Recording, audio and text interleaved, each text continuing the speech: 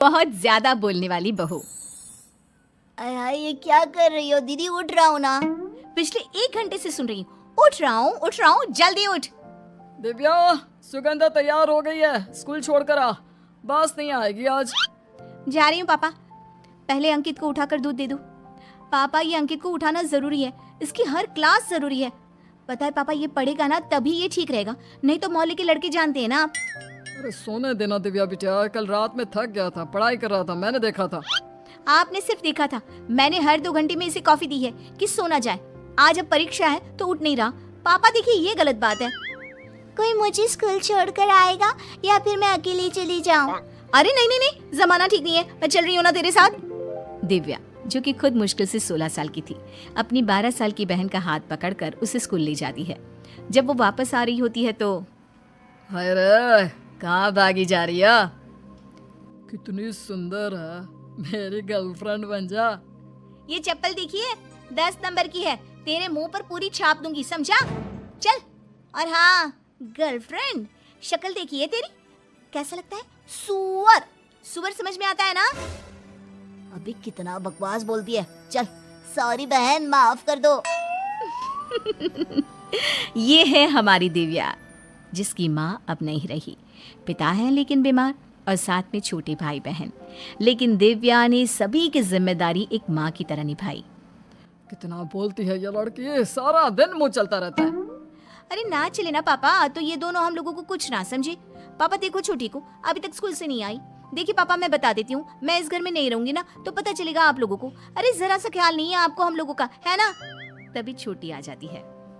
कहाँ गई थी, क्यों देर हो गई? कितनी बार बोला है वक्त से घर आया कर। चिंता हो जाती है पापा को तो कुछ नहीं, मैं परेशान हो जाती हूँ। वैसे पापा भी होते होंगे, है ना पापा? फिर बताते क्यों नहीं आप, बोलिए। अरे कहाँ देर हुई है दिव्या, 1 ही तो बज रहा है। नहीं पापा, 5 मिनट ऊपर हो गए। वैसे इसके लिए ना पापा किसी को रुकना होगा जो इसे लेकर आए और स्कूल छोड़े। आसपास के बच्चों के साथ जाती है तो देर करती है। कहाँ देर हुई ये अभी तक नहीं बता रही है, पूरे 5 मिनट लेट है तू। छोटी बहन दिव्या के हाथ में एक फूल देती है। दीदी, आपके लिए फूल तोड़ रही थी, देखिए चोट भी लग गई। दिव्या माँ की तरह छोटी बहन को गले लगा लेती है।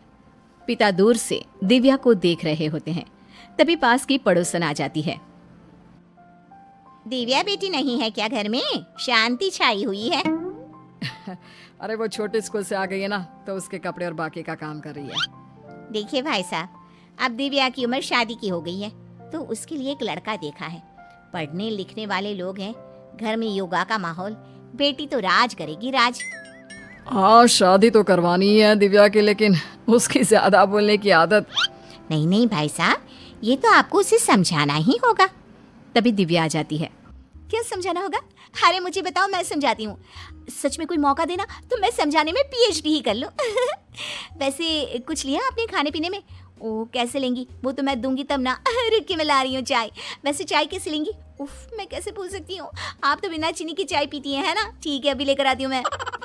उफ, दिव्या के जाने के बाद। रहने दीजिए भाई साहब, गलत रिश्ता लेकर आ गई थी, चलती हूँ मैं। अरे कैसी बात कर रही है, पढ़ा लिखा परिवार ही तो मेरी पसंद है।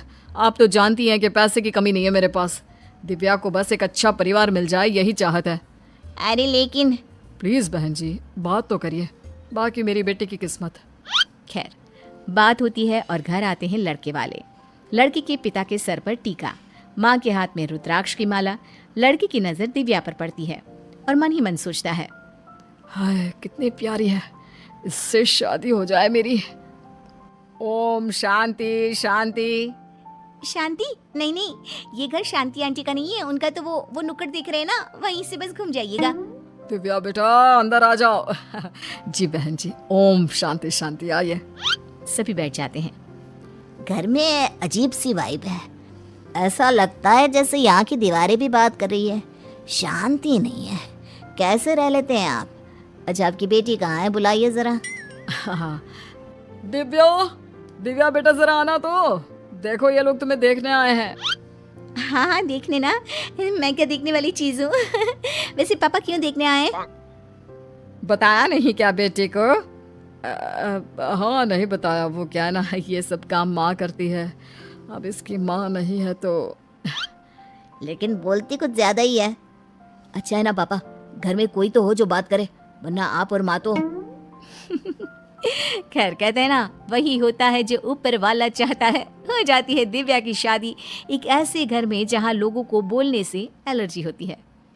चाय। दिव्या सास की बात सुनकर बैठ जाती है। थोड़ी देर बाद सास फिर से कहती है चाय। दिव्या फिर शांत। थोड़ी देर बाद ससुर बोलते हैं सास चाय मांग रही है, ले आओ। अच्छा, लेकिन मुझसे तो नहीं बोला। बोला तो चाय। हाँ, चाय तो बोला आपने, लेकिन मांगा थोड़ी ना था। अब चाय के साथ ले आओ भी बोल देती तो मैं समझ जाती ना। वैसे कैसी चाय पसंद है आपको? मुझे तो जब तक पानी में अदरक का उबाल नहीं आता ना, चाय में मज़ा ही नहीं आता। चाय। दिव्या समझ जाती है और चाय ले आती है कि तभी, अरे मम्मी, आपको सुबह में क्या हो गया था? सुबह आप उठकर ड्राइंग रूम में बैठी थी, घंटों बिना कुछ बोले आंख बंद करके। क्यों, ससुर जी ने कमरे से भगा दिया था क्या? कितना बोलती हो। देखो, हम लोगों के घर का ये रिवाज नहीं है। अच्छा, तो क्या रिवाज है? मुझे भी तो पता चले। देखो दिव्या, हमारे घर में लोग बोलते कम और समझते ज्यादा है।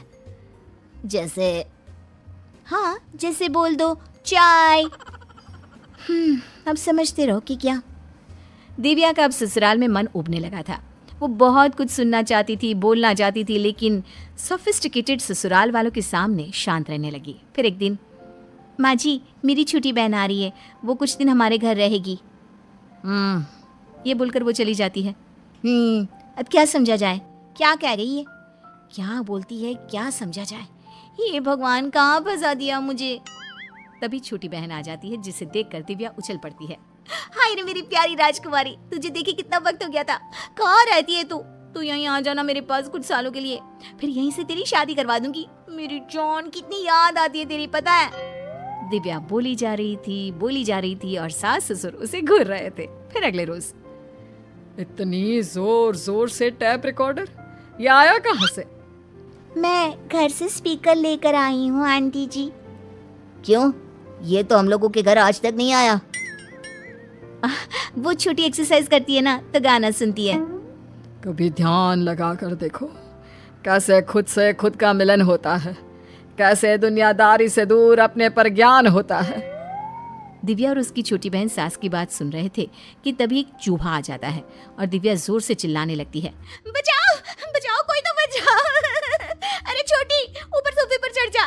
माँ जी, चूहा भगा दीजिए, माँ जी प्लीज। दिव्या के चीखने चिल्लाने से सास का पारा हाई हो जाता है और वो, निकलो घर से, इस घर में तुम जैसी उज्जड़ लड़की नहीं रह सकती। और दिव्या बहन के साथ मायके आ जाती है। लेकिन फिर एक रोज, दिव्या, मैं तेरे ससुराल जा रहा हूँ, तू मेरे साथ चलेगी? नहीं पापा, मेरा वहाँ मन नहीं लगता है। तभी दिव्या का पति आ जाता है। और मेरा तुम्हारे बिना दिव्या, घर चलो प्लीज। सभी घर जाते हैं जहाँ सास, इस बार आई हो तो अच्छे से रहना। अच्छा हुआ भाई साहब आप भी आ गए। इसे समझा दीजिए, इस घर में शांत रहना पड़ेगा और ध्यान लगाना पड़ेगा शांति के लिए। यह बेचारी छोटी सी थी, तब माँ नहीं रही। अपने छोटे भाई बहनों को उसने माँ की तरह पाला। सारा दिन उन लोगों के पीछे लगी रहती थी। अगर वो ना चिल्लाती तो घर कैसे चलता। अब सास को पिता की बात समझ में आती है। उन्हें अपनी गलती का एहसास होता है। मुझे माफ़ कर दीजिए, मैंने ये सोचा ही नहीं कि जो लड़की जीवन की इतनी परेशानी का हंसकर सामना करने वाली है, वो कैसे शांत रह सकती है। आज से तो मैं भी बोलूँगी, वो भी खूब।